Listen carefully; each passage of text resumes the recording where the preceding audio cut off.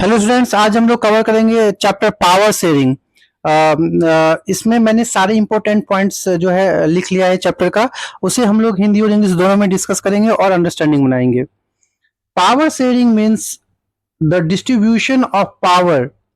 मतलब power sharing का मतलब क्या हुआ कि जो पावर है उसका डिस्ट्रीब्यूशन मतलब अलग अलग पार्ट में उसको डिवाइड करना अमंग द डिफरेंट ग्रुप्स, मतलब डिफरेंट ग्रुप्स में इंस्टीट्यूशंस, जो इंस्टीट्यूशंस है एंड लेवल्स ऑफ गवर्नमेंट, और गवर्नमेंट के डिफरेंट डिफरेंट लेवल पे पावर को जो है डिस्ट्रीब्यूट करना। तो पावर शेयरिंग का मतलब क्या हुआ कि जो पावर है उसको अलग अलग पार्ट में डिवाइड करना, चाहे वो डिफरेंट ग्रुप्स हो, चाहे फिर जैसे कि इंस्टीट्यूशंस हो या फिर लेवल ऑफ गवर्नमेंट हो। इन चीज़ों में हमें डिवाइड करना होता है। पावर शेयरिंग का मतलब ये चीज़ होता है।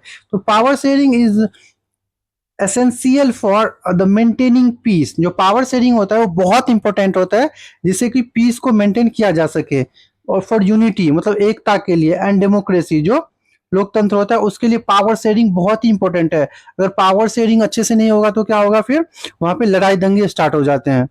The chapter compares the experience of Belgium and Sri Lanka. इस चैप्टर्स में जो है दो कंट्री के बारे में बताया गया, पहला बेल्जियम और दूसरा श्रीलंका। तो इस चैप्टर में इन दोनों ही कंट्री का जो एक्सपीरियंस होता है, इन एक्सपीरियंस मतलब जो वहाँ के लोगों के साथ जो होता है उनके बारे में यहाँ पे डिटेल में बताया गया है।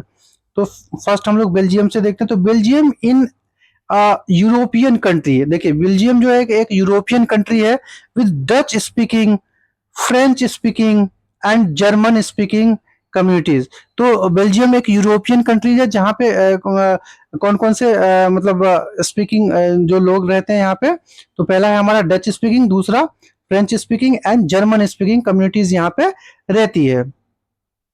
In Belgium about 59% speak Dutch. तो बेल्जियम में क्या होता है, 59% जो होते हैं वो क्या स्पीक करते हैं, डच स्पीक करते हैं, एंड 40% स्पीक फ्रेंच, और 40% जो होते हैं वो फ्रेंच स्पीक करते हैं।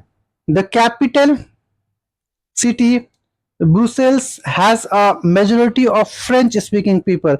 जो कैपिटल सिटी है उनका ब्रुसेल्स है, वहां पे क्या है, जो फ्रेंच स्पीकिंग पीपल का वहां पे मेजोरिटी है वहां पे।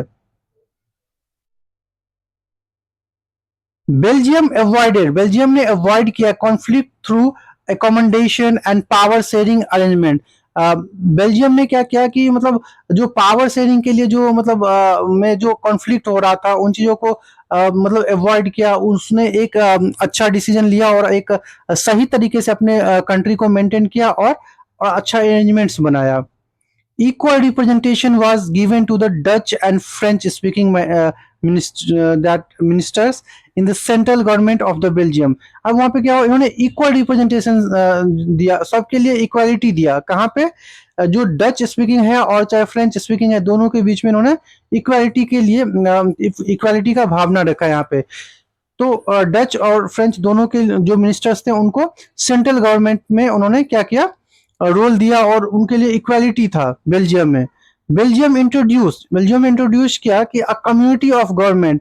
ये गवर्नमेंट का कम्युनिटी है elected by the people of one by one language community. मतलब जो मतलब ये लोगों के द्वारा चुना जाएगा, people of one language community. तो बेल्जियम इंट्रोड्यूस कराया अपने आप को कि ये कम्युनिटी गवर्नमेंट है। Sri Lanka gained independence in 1948। Sri Lanka जो था वो इंडिपेंडेंस गेन की 1948 में। तो 1948 में क्या हुआ, श्रीलंका पूरी तरह से इंडिपेंडेंट हो गई। ठीक है। Next, in Sri Lanka the Sinhala community formed the majority population.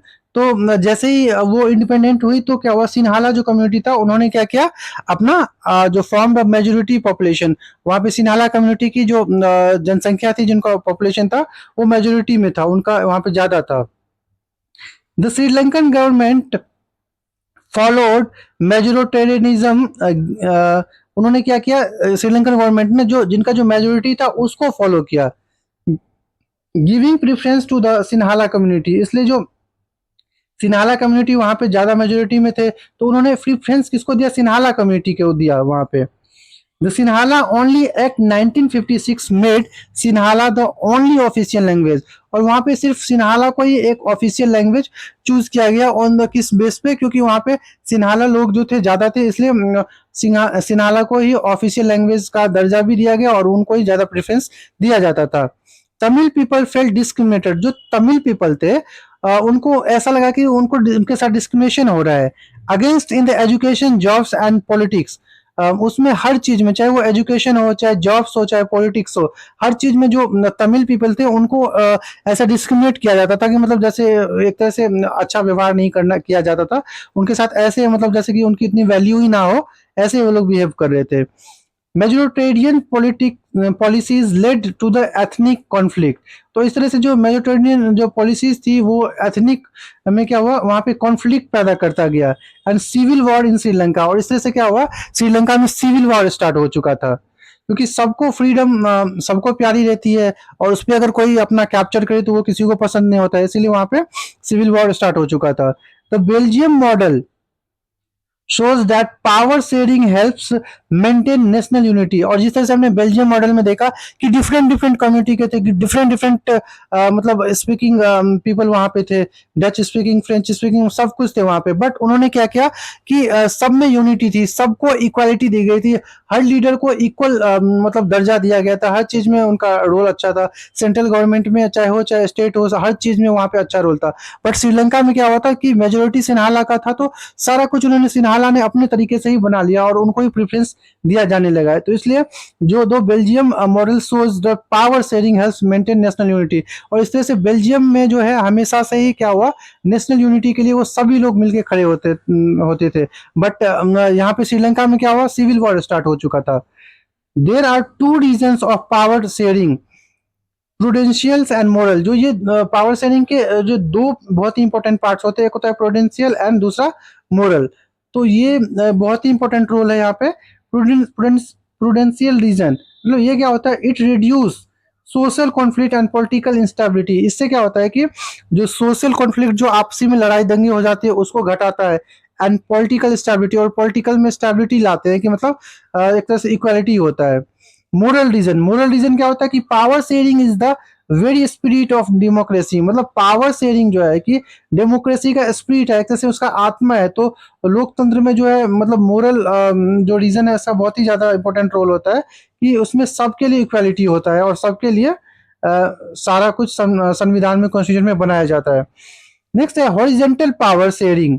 ये जो हॉरिजेंटल पावर शेयरिंग होता है वो क्या होता है, अकर्स अमंग लेजिस्लेचर, ये जो मतलब तीन जो बहुत ही इंपॉर्टेंट पिलर होते हैं, लेजिस्लेचर, एग्जीक्यूटिव एंड जुडिशरी, तो इन तीनों को ही हॉरिजेंटल पावर शेयरिंग के अकॉर्डिंग इनको मेंटेन किया जाता है। अब देखिए लेजिस्लेचर क्या होता है, लेजिस्लेचर वो होता है कि जो पार्लियामेंट में बैठते हैं, रूल्स एंड रेगुलेशन बनाते हैं। एग्जीक्यूटिव क्या होता है कि जो जैसे हमारा पुलिस हो गया, और ये जो इम्प्लीमेंट करते हैं, जो रूल्स एंड रेगुलेशन इम्प्लीमेंट करते हैं, जो हमारे उसमें डिस्ट्रिक्ट में जो एसपी होते हैं, डीएम होते हैं, वो लोग सब एग्जीक्यूटिव में आ जाते हैं, तो वो इम्प्लीमेंट करते हैं, वो इस तरह से एग्जीक्यूटिव में आ जाते हैं।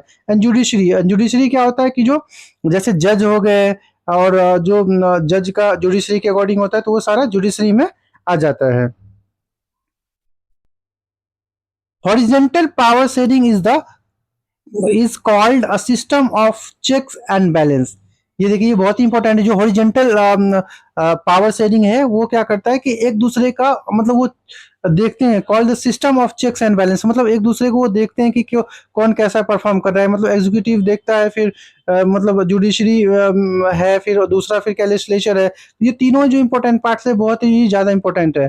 अब यहाँ पे सबसे ज्यादा कंफ्यूजन क्या हो जाता है, बच्चों को ज्यादातर कंफ्यूज होते हैं चेक्स एंड बैलेंस। देखिए चेक्स एंड बैलेंस जो है इंपॉर्टेंट चीज है, यहाँ पे है उसके चेक के लिए, ओरिजेंटल पावर को चेक करने के लिए चेक्स एंड बैलेंस का यूज किया जाता है। बट बहुत बच्चे क्या होता है जो स्टार्टिंग में जैसे ही वो पढ़ेंगे तो उनको ऐसा लगता है कि वो चेक एंड बैलेंस जो हमारे उसमें दिया गया था, जो हमारे अकाउंट में चेक रहता है और जो बैलेंस अकाउंट में रहता है उसके बारे में नहीं, इसको आपको समझना होगा। क्योंकि ऑल्दो ये सारे पार्ट जो है एसएसटी का है, क्योंकि इसमें आपका जो इकोनॉमिक वाला जो चैप्टर है मनी एंड क्रेडिट, उसमें भी चेक्स और ये बैलेंस के बारे में जैसे बताया गया है।